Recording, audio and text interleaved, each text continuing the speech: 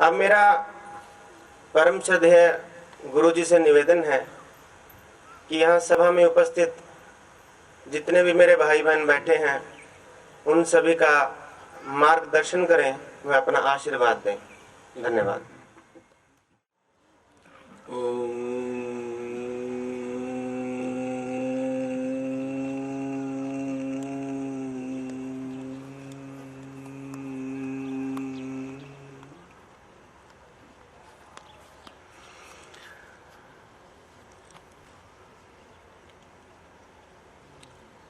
माँ भारती को प्रणाम करता हूँ, आप सबके इष्ट गुरु माता पिता को प्रणाम करता हूँ और आप सबको मेरी राम राम। परम श्रद्धेय श्री DN मंडोलिया जी, श्री सुदेश जी, श्री राधा एजुकेशनल सोसाइटी की प्रधान अनीता जी और मेरे सभी परिवारजन,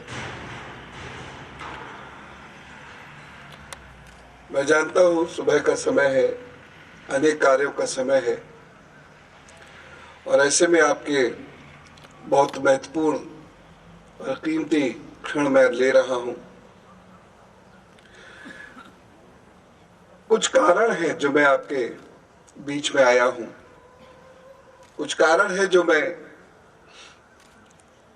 बाकी जेलों में भी जाता हूं और मुझे पूरी उम्मीद है कि आज जो हमारी छोटी सी बातचीत होगी इसका कुछ असर या मेरे अनुभव का कुछ असर, मेरे निवेदन का कुछ असर हम सबके हृदय पे अवश्य पड़ेगा। आप सभी के हृदय में जो ईश्वर विराजमान है, जो पुण्य आत्माएं विराजमान हैं, मैं उसको प्रणाम करते हुए हृदय परिवर्तन की बात करना चाहता हूं। समय बदल रहा है धीरे धीरे और आज बंदी गृह सुधार गृह बनने की ओर अग्रसर हैं।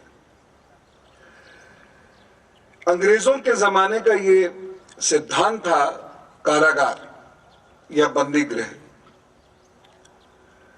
लेकिन आज बदलते हुए जमाने के हिसाब से बंदी गृह सुधार गृह में तब्दील होने चाहिए, हो भी रहे हैं। लेकिन यहां आकर कुछ बात करने के पीछे जो मेरी मंशा है वह अलग है।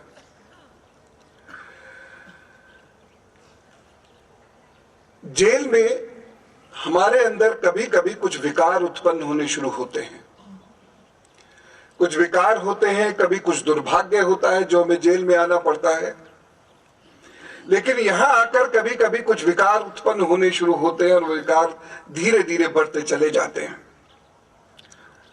ये वो जगह है जहां विश्वास टूटता है। खास तौर से वो लोग जो मूलतः अपराधी प्रवृत्ति के नहीं है। हम में से ज्यादातर लोगों से अपराध हो जाता है, मूलतः आपराधिक प्रवृत्ति के नहीं होते हैं। और ऐसे लोगों को जब सजा मिलती है या कभी कभी कुछ ऐसी परिस्थितियां बन जाती हैं कि सजा मिल जाती है और जब हम कारागार में आते हैं तो जो सबसे पहले हमारे साथ परेशानी होती है वह है कि हमारा विश्वास टूटता है। विश्वास इस व्यवस्था से टूटता है, विश्वास इस संविधान से उठ जाता है, विश्वास कानून से उठ जाता है, विश्वास परिवार और रिश्तों से भी उठ जाता है। और जब विश्वास उठ जाता है तो जब हम यहां से बाहर जाते हैं तो हमारे लिए नकारात्मकता के सिवा और कुछ नहीं होता। हमारी आस्था टूटती है।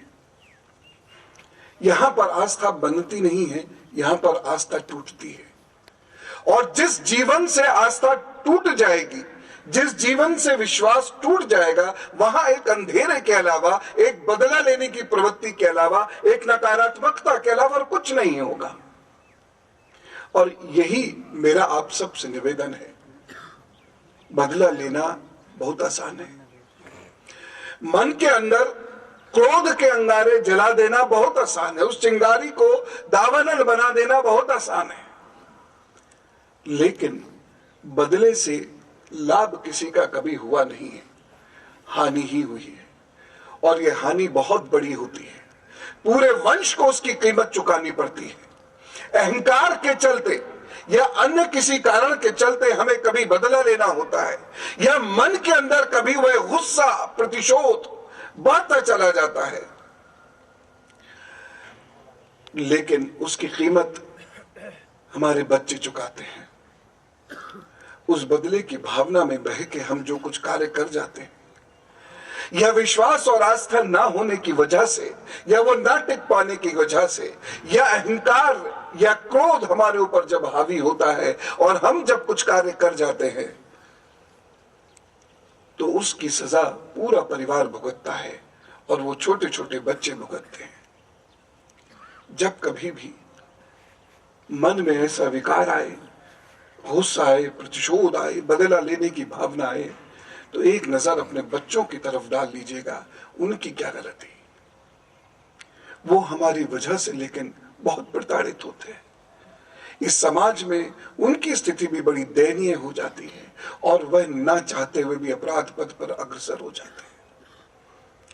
अनेक बार मेरा अपराधियों से मिलना जुलना हुआ, जिनको जघन्य अपराधी बोला जाता है, उनसे मिलना जुलना हुआ, और उसमें से अधिकतर लोग 90% लोग अपराध करना ही नहीं चाहते थे। वो अपराधी नहीं थे, मूलतः परिस्थितिवश बने, अहंकारवश बने, क्रोधवश बने या लालचवश बने। और जब मैंने उनसे पूछा कि आप अपने हृदय की गहराई से बताइए कि आप किस जीवन में जाना चाहते हैं, तो उन्होंने कहा कि जो गलतियां हो गई, लेकिन अब हम एक सात्विक जीवन जीना चाहते हैं।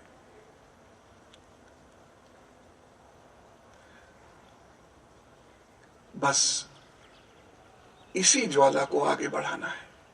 ये सात्विक जीवन जीने की जो जद्दोजहद है, इसी को अपने अंदर मजबूत करना है, और ये आसान नहीं है। मैं जानता हूं कि आपको ज्यादातर समय ऐसी नकारात्मक प्रवृत्तियों के साथ गुजारना होता है, लेकिन फिर भी एक दृष्टि अपने परिवार और अपने बच्चों की तरफ डालकर देखिए, आपको बड़ी उम्मीदें मिलेंगी, बड़ा सहारा मिलेगा, और आप धीरे धीरे धीरे धीरे इस प्रतिशोध की भावना से, बदला लेने की भावना से दूर होते चले जाएंगे। जेलों में मैं इसलिए भी जाता हूं क्योंकि यहां परंपराएं टूटती हैं। परंपराओं से दूर होकर हम सब की हालत पानी में तैरते हुए पौधे की तरह से होती है। हम कभी भी नहीं टिक सकते, एक जगह ठहराव जीवन में नहीं हो सकता। और यदि आपके जीवन में ठहराव नहीं है, परंपराएं नहीं है, तो आपकी सोच में कभी भी पवित्रता नहीं आ सकती। अपवित्र व्यक्ति बड़ा कठिन जीवन जीता है, अपने लिए भी और दूसरों के लिए भी वो जीवन को बड़ा कठिन कर देता है। जेलों में आना इसलिए भी है जरूरी क्योंकि यहां पर गलत दोस्त बनते हैं। मैंने बहुत सारे लोगों को अपराधी बनते देखा है जेलों के अंदर। इसीलिए मैं बार बार कहता हूं कि यह बंदी गृह की जगह सुधार गृह हो। यहां पर जो व्यक्ति अपराध करके आया है, हम सब की वजह से उसके अंदर से वो भावना ही खत्म हो जाए, वह क्रोध खत्म हो जाए, वह अनुशासनहीनता खत्म हो जाए, विश्वास और परंपरा और आस्था पुनर्स्थापित हो जाए। ये वो जगह है जहां पर नकारात्मकता बढ़ते बढ़ते सकारात्मकता पे हावी हो जाती है और आप जीवन में उसके बाद कुछ नहीं कर पाते। एक ऐसी दलदल में जा फंसते हैं जिससे निकलना संभव नहीं। और सबसे बड़ी बात, मैं पुनः इस बात को कहना चाहूंगा, खामियाजा पुनः परिवार को भुगतना पड़ता है। एक एक क्षण परिवार के लोगों के लिए समाज को जवाब देते हुए कैसा गुजरता होगा, ये सोच के देखिएगा। लेकिन जो हो गया सो हो गया, आगे बहुत अच्छा जीवन है। सब कुछ अंधेरे में कभी नहीं होता। मेरा यह तजुर्बा है ईश्वर ने कभी भी सारे रास्ते कभी किसी के बंद नहीं किए। कोई कितना भी बड़ा पापी क्यों ना हुआ, ईश्वर ने हमेशा मौका दिया कि वह सुधरे और आगे बढ़े। कभी भी किसी भी व्यक्ति के लिए ईश्वर ने बंद कमरा नहीं चुना। उसमें हमेशा एक झरोखा रहता है, उसमें हमेशा कोई खिड़की है, उसमें हमेशा कोई दरवाजा है। लेकिन उस ईश्वर को हम पा तब सकते हैं जब मेरे हृदय के अंदर वह सकारात्मक सोच उत्पन्न हो, वह पवित्रता उत्पन्न हो। और इस पवित्रता को उत्पन्न कोई और नहीं कर सकता, न मैं कर सकता, ना कोई ग्रंथ कर सकता, न यहां के साहिबान कर सकते। इस पवित्रता को उत्पन्न आप स्वयं करेंगे।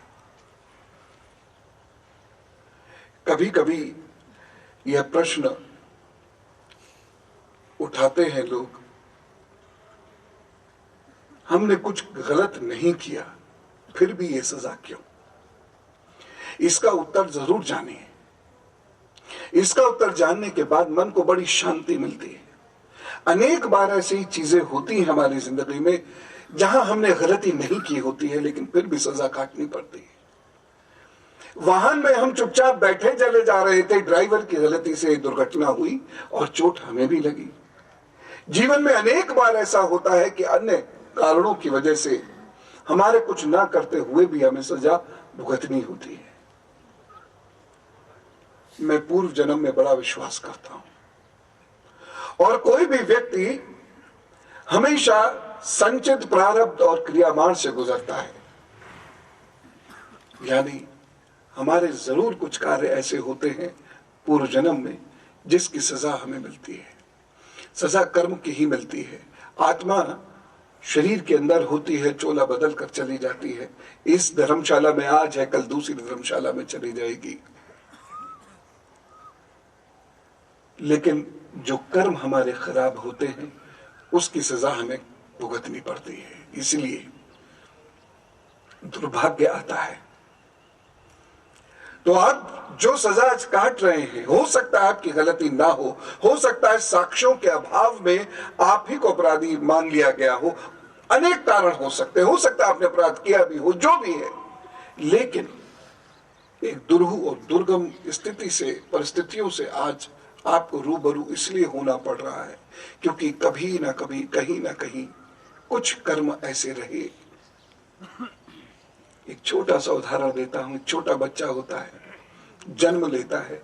जन्म लेते ही उसको तमाम किस्म की परेशानियां होनी शुरू हो जाती हैं। उसने तो कोई बुरा कर्म नहीं किया। इसीलिए हमेशा याद रखिए, सजा तो किसी न किसी रूप में मिलती अवश्य है। बुरे कर्म की सजा जल्दी या देर, वह चीजें हमारी समझ में नहीं आती हैं, लेकिन सजा मिलती अवश्य है, ये तय है।